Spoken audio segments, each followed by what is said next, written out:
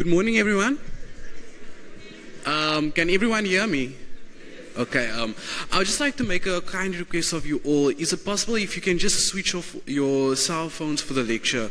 Because what it does is there's constant interferences with cell phones going off, and it's quite disturbing to the other participants, and it also interferes with the signal of the mic and the sound. So can you please just adhere to that rule, please? Thank you very much.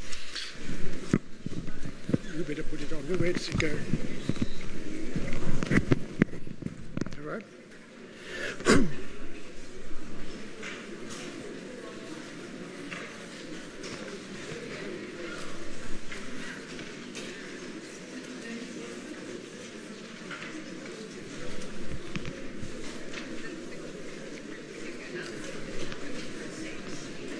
It's the ones at the back. Do you want it all? Just a bit lower.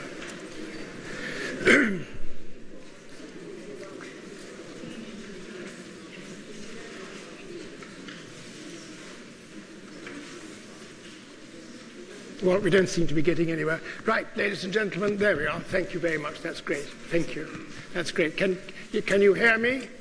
Can you see the screen? Good. Right. So, crikey, no, that's a bit loud. Okay, so now we'll begin with the first slide, and it's a family of 3 at tea. And the V&A gives the date of approximately 1727, which is probably the date of the style of the silver. And it reminds us, of course, that this intense interest and fascination for the East continues very much through the 18th century. And there's this family. Interestingly, each one is holding a cup in a different manner, almost giving you a good example of how you should hold a cup without a handle. These are handleless cups. They're made in China. And of course the silverware, which is a complete set, including the tea caddy and the sugar basin and the slop basin and the kettle and so on. It is obviously of English silver. The fascination for tea becomes an obsession, actually, and so therefore a whole new regime, actually, is sort of instituted for this ceremony, which takes place mainly in the afternoon, and becomes a sort of fad throughout the 18th century. And this, of course, reminds us, as I say, of this continuing interest in the East. You can see here, for instance, a similar silver kettle from a National Trust house called Cannons Ashby, of approximately the same date, 1712, and a little later, a table specifically designed for the tea ceremony, which is a tripod table, slightly later, 1730s, in Montacute House, which we saw originally on Monday. So that is one aspect, this interest and continuing interest of the East, and it encourages the import of porcelain, it encourages the import of tea, etc., etc. And then here is the Grand Tour, the other great impact upon English design in the 18th century. It really develops from 1714. The exact date is such that 1714 was the year of the Treaty of Utrecht, which cemented peace after what was the War of the Spanish Succession. And in fact, thereafter, Britain hardly is involved in any other war throughout the 18th century, up until the time of the Napoleonic Wars, of course. But then it also, that is in one reason that the peace is at play. Also, the great landowners of Britain suddenly find their income incredibly increased because of better farming methods. And that is also a huge impact, of course. The money seems to be pouring in great quantities. And also, it is the awareness that they are behind the times and they send their sons to Italy on the Grand Tour. And basically these sons are sort of teenagers, they're sort of matric year students, and some of them inevitably, most of them actually, behave very, very badly and can come back without any knowledge at all. But there obviously is a percentage who are aware of their standing, aware of their heritage, aware of their impact, and they will come back with all the new ideas, or the latest ideas from Italy. And you can see that here in Star Head. The small illustration on the right-hand side is a Palladian house. Some of you, I'm sure, have been there. It's called the Villa Ermo, outside Venice. And it's a simple farmhouse, basically. But, of course, it has the columns. It has a window on each side. It has a pediment in the middle. It is the balance and harmony of a Palladian building. And you can actually see how this is translated into a more grand building. It's now built of stone. The Villa Ermo would be simply brick and plaster. Now here, this is it's a stone building, which and then the columns are freestanding, but it's exactly a version of the Villa Ermo. And so there you see the house in its entirety in the bigger slide. And it's a very grand Palladian structure, balanced, harmonious, and so on. The builder is a man called Henry Hall I, H-O-A-R-E, Henry Hall I, who is the builder of Star Head. And then he will send his son on a grand tour, similarly, and he will become known as Henry Hall the Magnificent. And Henry Hall the Magnificent is magnificent in that he conceived the most amazing garden, a garden which is really one of the finest in the entire United Kingdom, if not in the entire world. It is Star Head Garden. This extraordinary, interesting, valuable painting is painted by a man of the most amazing name, Coppleston Bampfield. I mean, can you imagine Bampfield? It's like some sort of character from a Jeeves, Bertie Wooster novel, really. But you can see here what is at play. A stream has been dammed to create the lake. A bridge crosses it, which is called the Palladian Bridge, and then Henry Hall the Magnificent plants the trees. And this, of course, is an extraordinary gesture to us now, because the garden obviously doesn't reach maturity till many, many, many decades after Henry Hall the Magnificent has died. And so, therefore, you see the same building. You see far in the distance there is a little temple. It's a copy of the Pantheon in Rome. And here you can see what it looks like today. This was taken, by the way, in June this last year, June 2018, on a day which could not have been bettered. It was the most perfect English day in early June. And I took this photograph then without many... I got there very early in the day and there was nobody in sight. In fact, normally, it is very, very popular, of course. Now, the tradition was that you went round the lake anti-clockwise. You didn't go clockwise. That was very bad form, quite. But you meant to go round the lake anti-clockwise, and then whichever way you go, for heaven's sake, it doesn't really matter. Then you just look back towards the bridge in the distance there. And another temple on the far left, which is called the Temple of Flora. So the whole garden with these amazing planted trees and extraordinarily well maintained, of course, by the National Trust, is decorated with a whole series of grottos, temples, ruins, etc., etc. It's very much the epitome of now what is the vistas provided by an English landscape garden. And here you can see these photographs, which I'm rather proud about, taken in June last year at Star Head. So the Grand Tour has an enormous impact, because now these young men, very often travelling, of course, as you know, with a tutor, and they will be supposedly educated in the arts and in culture, and come back with a veneer of sophistication at any rate. And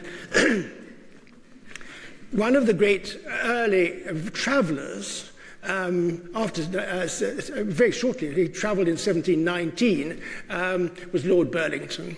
Lord Burlington is an architect in his own right. He's a very serious-minded man, and he builds, again, following the principles of Palladio, this not, in fact, a house to live in, because he lived in Chiswick House. Chiswick House was a very large establishment which doesn't exist anymore, but he built a sort of, this was really his library. And this amazing building, it's a sort of set piece, a sort of trial building for how you could introduce classical Palladian style architecture into Britain. It's early, 1723 to 9. You can see it is actually in Chiswick. It's called Chiswick House. And you can visit it on any day of the year, virtually. Lord Burlington, together with his associate, William Kent. Lord Burlington's the architect. William Kent basically is the designer of interiors, of furniture, of decoration, and so on. And you can see there a detail on the far left of the house and the plan, the ground plan, which is a miniature version of the shapes you would find in a Roman bathhouse, a Roman thermae. And so therefore, it again is introducing the principles of Palladianism to the English public. And here again you see the inside with a niche copied from a temple still surviving actually in the Roman Forum, and then the furniture. What is interesting, the Palladians are very serious-minded. They have an enormous sense of their own importance, their own wealth, their own grandeur, and they look back to Rome for their inspiration. And so what is interesting, and it's actually a bit overwhelming at times, they bring into the interior the classical decoration of Rome. So you have this very, very heavy door case there, for instance. Why do you need a heavy door case in a pretty little niched room? You know, it's a bit over the top in a way. And their style of design is very much in this manner. You can see that here. This is a console table, a side table. It's, as you see, about 3 feet in height, 89 to 90 centimeters. And it's got this marble top. It's made, it's wooden, which is gilded. The head, the leaves, the classical ornament, the Greek key pattern at the bottom there, all very much part and parcel of the knowledge that you're expected to acquire now. But also it has this rather overgrand, overbearing quality about it in a way. A tiny table which is very, very, very sort of pompous in its qualities. But this is the feeling. This is what they want.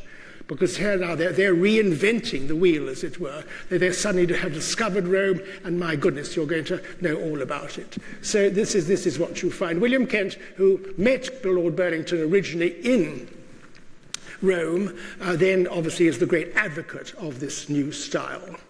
And you can see that here. This is a portrait of him.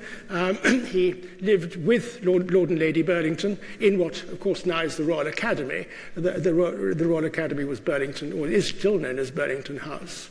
They lived on Piccadilly. And there's William Kent.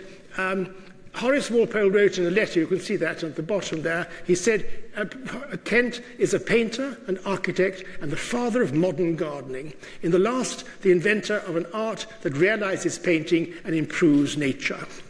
Rather charming comment, in fact. But it also reminds one that Walpole, who we'll come on to later, Walpole was this inveterate letter writer and invaluable to us today because his comments are always so apposite.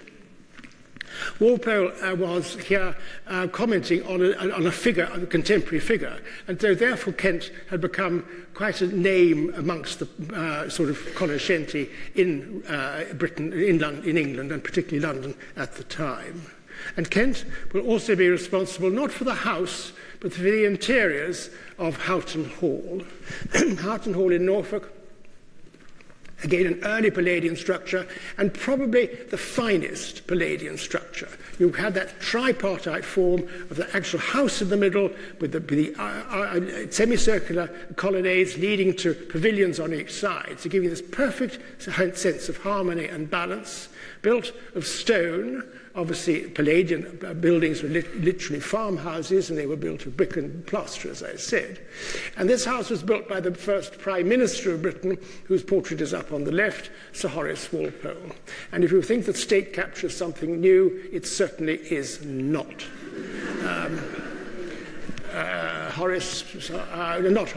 Robert Walpole. That is Sir Robert Walpole up at the top, whose son is Horace Walpole. Yes, Sir Robert Walpole made an absolute fortune out of being not only the Prime Minister, but also the title which actually the Prime Minister of Britain still today holds, which is the Lord of the Treasury. So if you're the Lord of the Treasury and you're ruling the country under a king who can't even speak English, George I and George II, it's really rather easy to have a little dabble in the pie, really. And this is exactly what he did. But the house is a fantastic example of the grandeur that can be achieved, the magnificence that can be achieved, applying the principles of classical architecture. Now here, the entrance, the staircase, which is the principal form of rising through the building, has in its centre the most magnificent statue, a bronze statue based on a Roman example, which is in the Louvre today, called the Borghese Gladiator. But we're actually meant to be looking at the balustrade and the staircase. That is Cuban mahogany. It's dark, lustrous mahogany, just as the statue augments that. I mean, it's got that dark, lustrous bronze quality about it. And so this is what you want. You don't want oak, of course, because that's just boring, old-fashioned Tudor stuff. You don't want walnut, which anyway is quite difficult to find in Britain by then. And you therefore go to mahogany. You go to the West Indies. The West Indies, which of course is another facet of the 18th century in Britain, that Britain is now becoming a rising imperial power, and they are acquiring territories in the West Indies and of course in America. But the Cuban mahogany comes from a dark wood. It's a very dark wood, and in fact there is no Cuban mahogany left in the world. Every solitary single tree has been cut down in the West Indies, and none survives. But here the staircase gives the feeling, the very important aspect, that you want this lustrous, grand, shining, shimmering, bronze-like material, bronze-like wood rather than the simple materials we've looked at before. The staircase leads you into the stone hall, which is based entirely upon Palladian principles again. And again, you've got this extraordinary feeling that and you can see the overmantel of the chimney piece. The drawing is on the left, on the left-hand side. By one of the great sculptors to the Palladian movement called John Michael Reisbach. And again, this heavy, rather sort of ponderous, very self-consciously grand architectural fitment inside is typical of the Palladian spirit. Now, from the stone hall, you enter what is the saloon. You enter through that doorway here on the left. Again, a doorway where you bring in exterior architecture into your interiors to give this sense of grandeur, to give this sense of magnificence, to give this a rather overwhelming sense of opulence. And then you walk, then the saloon itself, which is the principal reception area, still has its original chairs, it still has its original hanging on the wall. It's Genoese cut velvet on the wall, surviving from the 1730s. And there's one of the chairs in the saloon in detail on the bottom right, hideously uncomfortable. You have no sense of comfort. You have very little sense of comfort throughout the 18th century, but here certainly you've got to sit bolt upright in that chair with these rather sort of uncomfortable sort of decorations all around it. But it's formal, it's grand, it shows off your wealth, it shows off your power, it shows off your newfound knowledge that you've acquired in your travels across to Italy. The Grand Tour, of course, as you know, would last for a minimum of 18 months, a year to 18 months, and most people spent 3 or 4 years on their Grand Tour. So they jolly well needed to come back with a bit of education. And here again in Houghton, 2 pieces of Kent furniture. The bed, the state bed here, what is the green bedroom. Again, this huge, towering monstrosity, really. I mean, it's overwhelming. I mean, what could you possibly do in a bed like that? I mean, really, it's too overwhelming, too sort of in your face. I mean, if you couldn't possibly sleep, you would feel that you'd have dreams about this shell coming crashing down upon you. it hasn't got any sense of humour. It hasn't got any sort of elegance and refinement. It's all terribly upfront and terribly grand and terribly pompous in its feeling. But that is the Palladians. And the chair there is more acceptable. Today, the furniture, because of course it's the original upholstery, today the furniture most of the furniture in Houghton, since the death of the last Marquis, it's still privately owned. It's still owned by somebody called the Marquis of Cholmondeley. And the death of his father and grandmother obviously precipitated enormous death duties. And now what has happened, it's a rather clever arrangement. All the furniture is being given to the state in lieu of tax. And it is very, very valuable, but it's still kept in the house. It's actually sort of controlled and monitored by the Victoria and Albert Museum. So it's quite a clever arrangement, which is, because it obviously it's better to see it in the house than see it in a museum. And here again, another example, we'll finish with Palladianism now. This is because obviously everyone who's anything at the time is following Lord Burlington, following the whole inspiration as provided by Kent and others. And this is by a man called Flitcroft. The base is designed by Flitcroft, a man who actually designed the temples round the lake in Star Head. And this comes from Ditchley Park. Ditchley Park is now a conference centre. And it's a very lovely house if you can get into it, but it's not open to the public generally. And it is, again, a Palladian mansion. Now, eventually, you get bored with this grandeur, you get bored with this opulence, you get bored with all this gold decoration round about you, and you move away from it. At the very right time to show a new direction comes Thomas Chippendale. Thomas Chippendale will, in 1754, produce what is called his Gentleman and Cabinet Maker's Director. And if not the very first, it is amongst the very earliest examples of a pattern book produced by an Englishman. Thomas Chippendale came from Yorkshire. We know absolutely nothing, and my goodness, have they tried to find details of his early life, but we know nothing about his life before he comes to London. But presumably he trained as a craftsman, as a furniture maker, and came to London and then produced the Director, which suddenly hit the market and hit the aristocratic circles. And what was so interesting, of course, is you didn't necessarily now, with Chippendale's designs, you didn't actually have to go to Chippendale himself. You could tell, because you could buy the book, and therefore in Yorkshire or in Cheshire or wherever, in Rome or Paris or New York, you could say, look, that chair looks exactly what I want, will you copy it? And so this provided an inspiration and provided enormous exposure for Thomas Chippendale. And today, as you see, he died in 1779, so there were great celebrations coming on this year for the date of his death.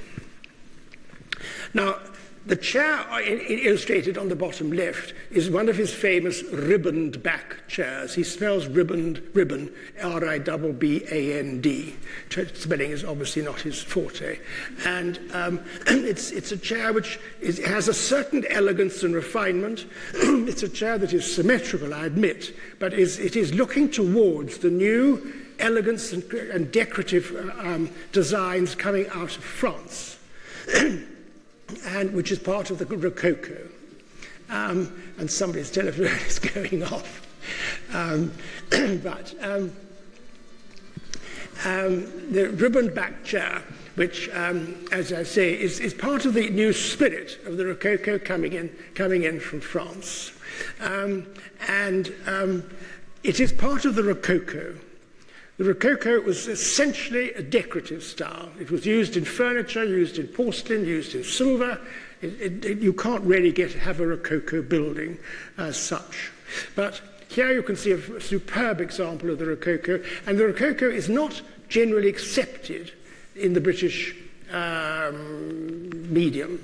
It is Too French, too decorative, too pretty, I think. But it's certainly in silver you see it. And this amazing dishenure created by the most famous of the Huguenot craftsmen, Paul de Lamery, in 1742, made for the Earl of Montrath. And it is part of the Gilbert collection. The Gilbert collection is in the Victoria and Albert Museum, and it contains some spectacular pieces of English silver. You can see it's elaborate, it's ornamental, it's three-dimensional, it's curving, it's decorative, it has a completely new feel. No longer do you have classical columns and shells and masks. You now have pretty little putti playing in the undergrowth, lots and lots of emphasis on nature, lots of emphasis on flowers and leaves. It's a far more feminine style, as opposed to the masculinity of the Palladianism. And you see that again here in this frame. The painting itself is not all that important. It's George III as the Prince of Wales. But the frame, excuse me, again attributed to the workshop of a Huguenot craftsman, Paul Petit.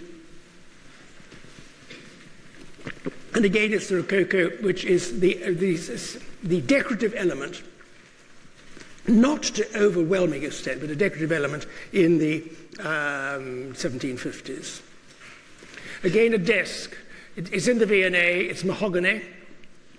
It's a very, very elaborate desk, because actually the upper shelf there, right at the top, you can pull out, and it provides a writing surface, and all sorts of other little bits and pieces which can open and shut with pressing of buttons and things.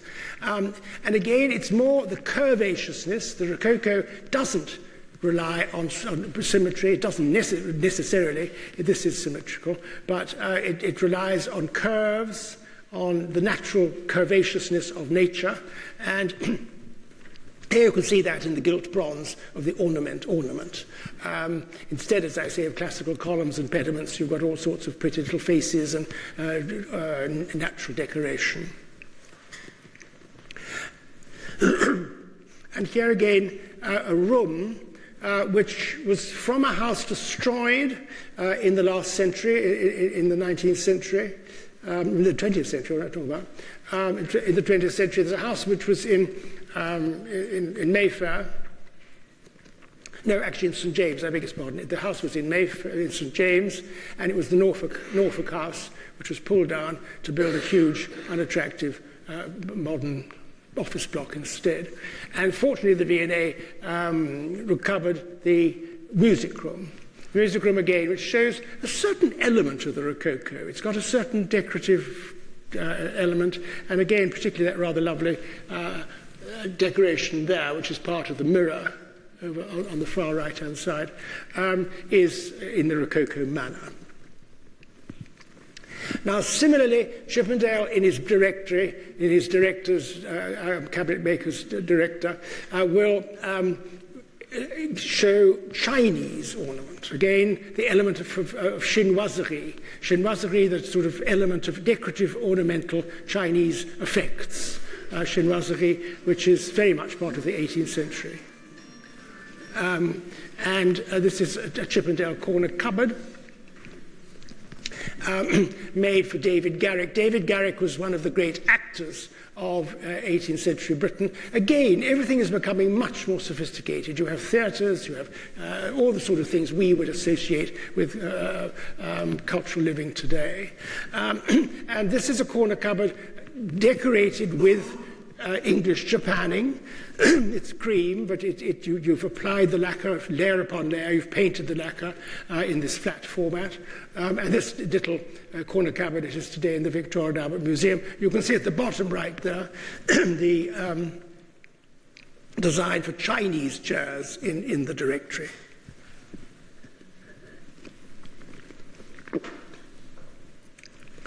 And here, always silverware leading the pack. This is Paul de Lamery again. This is in the possession of the Goldsmiths Company. And it's a silver tea caddy, silver gilt tea caddy, which is quite exquisitely beautiful, I think. Here you can see what I mean by there's no straight line, there's no symmetry whatsoever. It has this wonderful sort of imaginative quality about it, and is a total variance to the classical pomposity which has gone before. And it is similar here to now, I was rather denigrated English pottery in the previous centuries, but here now you can see with certainly the development of the factory called Bow and the factory of Chelsea, these porcelain factories in London producing the most exquisite porcelain, following, of course, the inspiration of Meissen in Germany. But here this figure group created by a man called Joseph Willems, who obviously was of Dutch origin, and it's a figure, there's 4 figures. You can only see 3 figures here, but there's a 4th one. He's got his leg there.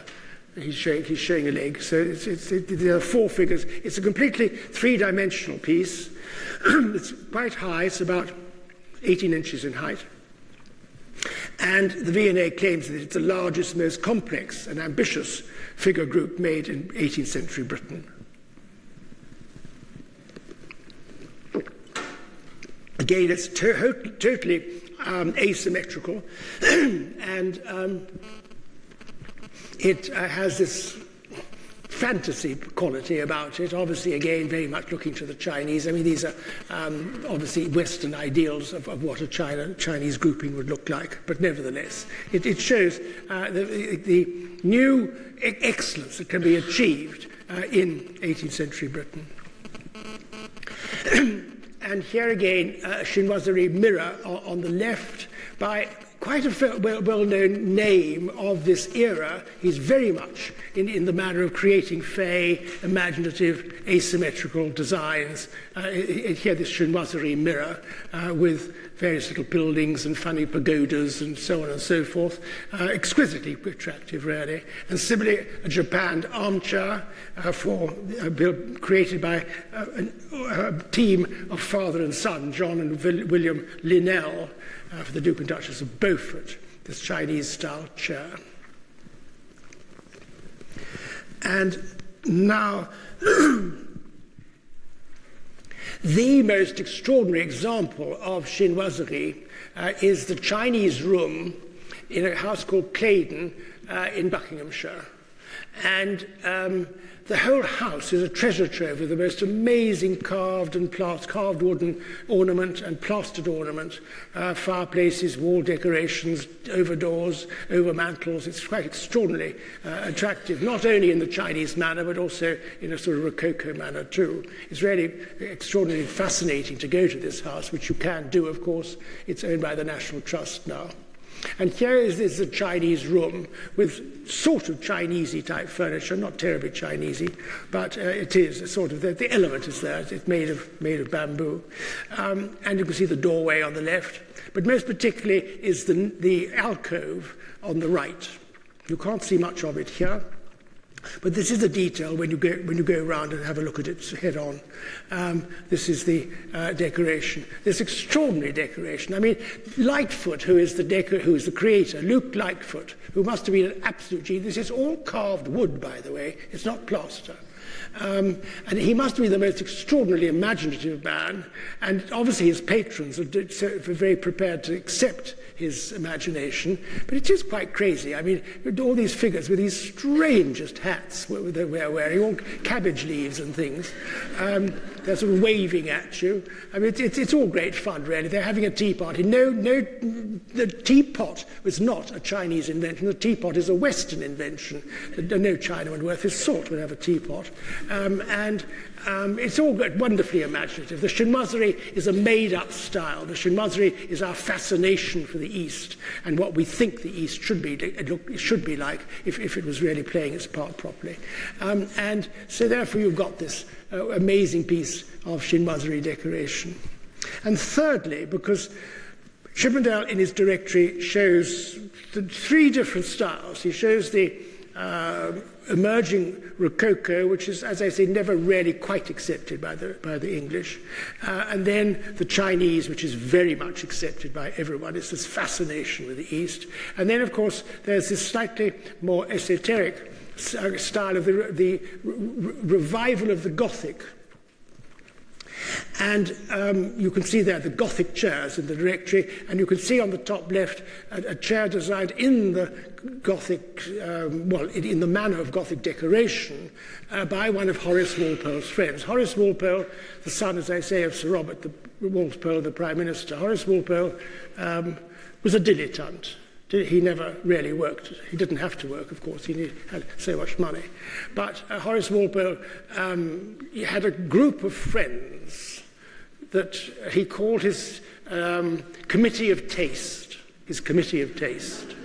And these friends, this is one of them. Richard Bentley designed this chair. The chair is now in the Victoria and Albert Museum.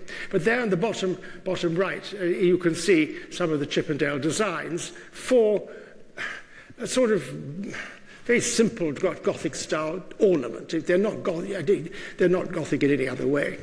But it was a fantasy style. It was a fantasy style, and it is popularized by Horace Walpole. That is Horace Walpole at the top left. And he builds, or he redesigns a house that he bought on the Thames at Twickenham. And in those days, it was a much, much bigger property than it is now. But fortunately, it survives, and it is now managed by a trust, and they somehow got a lot of money to restore it, which is very fortunate. We're actually the government recognizing the fact that what is called Strawberry Hill Gothic is a total fantasy, unlike the 19th century Gothic, the Gothic revival in the 19th century, which is very serious and very academic. The Houses of Parliament is a good example, unless it's probably falling apart at the moment. But it is here you can see the fantasy of it, because you mix styles. He just has a wonderful eclectic sort of decorative imagination, Horace Walpole. There's a sort of tower from the Loire Valley. There's a crenellated tower from the medieval past. There are all sorts of designs, all sorts of elements of design in this building, but it all works extraordinarily well. And recently, sadly, first of all, when Horace Walpole died, he was a bachelor. He died with no direct heir, and his relations inherited the house. And by the mid-19th century, the relations had gone through all the money, of course, and they were in deepest, darkest debt. And so they sold the entire contents of Strawberry Hill, which was a great, enormous loss, because Walpole was an amazing collector. And there was an exhibition held last October onwards, this last October 29, 2018, where a lot of the items which could be identified have been returned just for the exhibition to be placed in the rooms where they originally were, because he created a catalogue of his collection. And you could see the paintings, you could see some of the items which were decorating his house. It was very, very fascinating. And otherwise the house is a bit bleak and barren. Here you can see the interior. This is the long gallery, which is, in fact, the ceiling is a version, is a copy, basically, of the Henry VII's chapel in Westminster Abbey. We saw Henry VII's chapel, we saw the tomb of Henry VII and his wife, Elizabeth of York, early on Monday. And this is the ceiling of that chapel. Well, it's a copy of that ceiling. You can see two details there. So there's a wonderful fantasy, there's a wonderful decorative element, there's a prettiness, there's an imaginative quality, which is all part and parcel of this, what is essentially, as I say, a style which is purely made up with the Strawberry Hill Gothic. Now, gradually, these are sort of aberrations, or they're elements of the mid-century. The Rococo, the Chinoiserie, and the Strawberry Hill Gothic. But here we return to sort of more standard quality cultural style. And this is a wonderful painting by the artist Johann Zoffany. He was a court portrait painter to more the Queen than the King, Queen Charlotte, wife of George III. Zoffany was German, so was Queen Charlotte. And this is Lord Willoughby de Brooke and his family taking tea.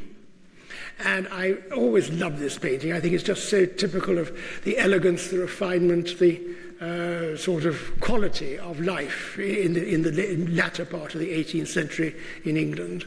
There's Lady de Brooke seated there with her daughter. These two little figures are boys. Of course, as you know, young children were dressed in girls' costume until they were 5. And the eldest is obviously coming in on the right-hand side with his horse, and the other one there's just about to pull the tray off the table.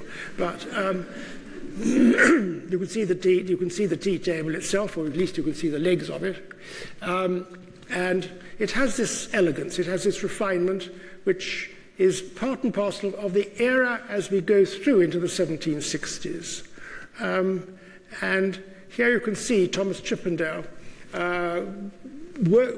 creating a chair designed by Robert Adam, because now we're into the era of Robert Adam, the great era of neoclassicism, as he introduces it. This is a chair for Sir Lawrence Dundas, his house in 19 Arlington Street, Mayfair. And it's a rather lovely, solid, balanced, harmonious built piece. It lacks the sort of Palladian opulence and in-your-face grandeur. And this is Sir Lawrence Dundas himself in his snug, I suppose, in his picture gallery perhaps, in Arlington Street, with his grandson. And you can see there the furniture. We don't know who designed them, but they're horsehair. They would have been very elegant horsehair, woven horsehair. Chairs. And then, here, this is, I always love this because you can see on the top left a painting of no great particular importance, except that it shows a desk, which is up there, that survives today in the house for which it was made, which is Nostell Priory in Yorkshire. And this is one of the few pieces. There are very few items of known Chippendale furniture.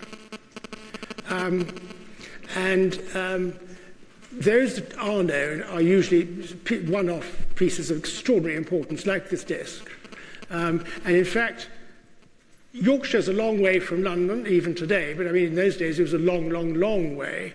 And how did you get a piece of furniture like this huge desk along little dirt tracks in a cart? Or did you ship it? Normally the easiest way and best way to do things is to ship them from London up to a port in Yorkshire. But anyway, it got to Nostell Priory and it survives in Nostell Priory, and there's the painting to prove it. It's Sir Rowland and Lady Wynne. And there's Chippendale's bill, which says he supplies in 1766 large mahogany library table of very fine wood, the whole completely finished in the most elegant taste. I mean, talk about sort of blowing your own trumpet, but I mean, nevertheless, there is the desk. Again, here using this elegant new reassessment, reinterpretation of classicism, the style of neoclassicism.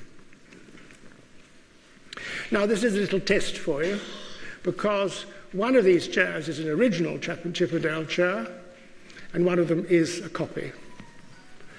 And which do you think is which? Is it the rather simple chair on the left, which looks back to the style of Chippendale's designs, but it has no great flourish? Or is it the chair on the right, which is a direct example of his ribbon-backed design, which I showed you earlier? And in fact, it is the left-hand one, which is the Chippendale original, and the right-hand one is a late 19th century copy. And they say that if you added up all the furniture in California, which were attributed to Chippendale, it would have meant that Chippendale needed to have lived for 700 years. Because anyone can copy his designs at any time. And the chair on the right, which the V&A was extraordinarily proud of possessing, because it's part of a set, of course. It's part of a huge dining table set. And together with all sorts of other adjuncts, and it was left to the V&A by a distinguished gentleman, years ago now. And they used to display it as a real Chippendale piece because nobody thought it was anything else but. And now I'm afraid it's been downgraded to a chair that was made in 1890. But it's very difficult to judge, so don't rush off and spend 10 million on a Chippendale chair because it might not be. But as I say, we've come to the era of neoclassicism. What happens is the Grand Tour is continuing, but now it's no longer this new, rather gauche young man who rushes off and then comes back and wants all the grandeur round about him. He wants, obviously, you're becoming more and more sophisticated as you go through the century. And this is epitomized by Robert Adam. Robert Adam went on a grand tour himself to study specifically, and he worked very hard studying the architecture and decoration of Rome, because basically Robert Adam is one of the earliest interior decorators of all time. And he comes back producing this volume, which he's holding on his knee, a volume of drawings of the classical past and of drawings of these architecture in London. An example of his work is on the bottom right-hand side, which is called the Kimbolton cabinet, because it was a cabinet made for Kimbolton Castle. And it's made specifically and solely to display the plaques. The little plaques which were purchased in Florence by one of the occupants of Kimbolton Castle. And he purchased these plaques, which are created out of inlaid marble inlaid with semi-precious stones. And he purchased these, and Robert Adam designed this completely impractical piece of furniture. It has no drawers, it has no means of getting into it, it's just a display. But you can see it's made, in fact, of sandalwood and other light woods, and it has an elegance, it has a refinement, these exquisite little tapering columns which become the legs. The whole decorative ornament is thought out. It is no longer pompous and three-dimensionally exaggerated. And Robert Adam is a great creator and a great innovator. Very often he improves a house. There are very few houses in existence, in fact virtually none at all, that he actually built from scratch. This was in fact an Elizabethan house, Osterley, and Osterley is just outside London on the way. In fact, you can very often fly over it if you're landing in the right way into Heathrow.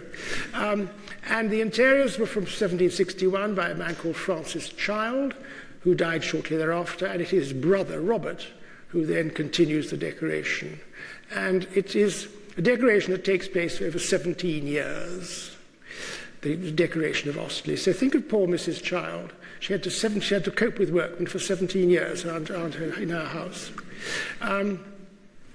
Adam simply adds, or he applies, that entrance portico, an elegant piece of refinement into an early Elizabethan building. And here's just one of the rooms. This is the eating room. It isn't a dining room. It's called an eating room by Robert Adam in his work of art, in his book that he was holding. And he designs everything. He designs the mahogany chairs. He designs everything: the furniture, the decoration, the ceilings, the carpets, the lot. The carpet is gone. In fact, there no longer is a carpet that survives in this room.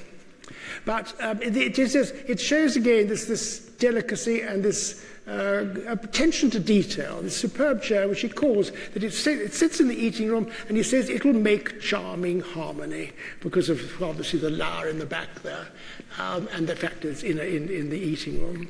And when you see how it fits against the wall, the back just goes below the plasterwork on the ceiling. He's a great plasterer.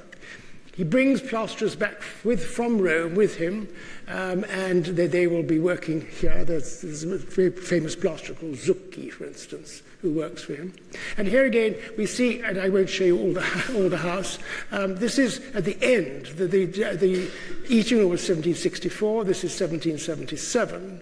So it's 10, 12 years on. Here you can see in this room, it's an Etruscan room, reminding us again of the influences of Rome, but it's a much more pretty painted element coming in. And it is an element of paintwork which is so applicable, because here you find coming into being by 1788 the second of the great names of furniture in the 18th century in England, which is Hepplewhite, George Hepplewhite. Hepplewhite, as far as we know, never made any piece of furniture.